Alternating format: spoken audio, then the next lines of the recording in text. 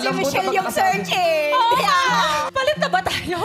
Apektado nga ba si Miss Universe Philippines 2023 Michelle D sa panunukso at pagsiship kina Kim Chiu at Oliver Moller? Yan ang tanong ng netizens nang mapansin na bigla umanong in-unfollow ng kapuso star si Oliver sa Instagram. Nagkakilala ang beauty queen actress at ang hunk lawyer sa Especially For You segment ng It's Showtime, kung saan isa nga sa mga naging searchy si Oliver. Nag-viral si Oliver sa SOCMED nang siya ang mapili ni Michelle na kanya makadate sa special na episode ng Especially For You sa unang araw ng pag-ere ng Kapamilya Noontime Show sa GMA7 last April 6. Hot topic ngayon sa chismisan sa social media ang pag-unfollow daw ni Michelle kay Oliver dahil nga wala na ito sa following list ni Michelle sa Instagram. Nang tingnan naman namin ang following list ni Oliver sa IG ay naroon pa rin naman ang pangalan ni Michelle. Ayon pa sa netizens, napansin nila ang biglang pag-unfollow ng anak ni na Melanie Marquez at Direk D, ang dating action star kay Oliver, nang muling mapanood ang binata sa It's Showtime nitong April 16 matapos nga itong bumisita sa Showtime.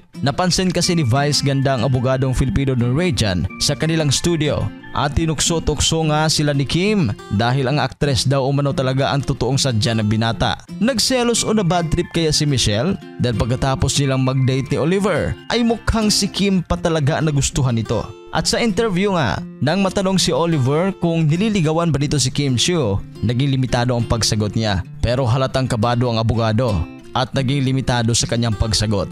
Ano ang reaksyon ninyo dito? Please comment down below. At sa mga hindi pa nakapag-subscribe, huwag kalimutan mag-subscribe sa Showbiz Caster. Maraming salamat po.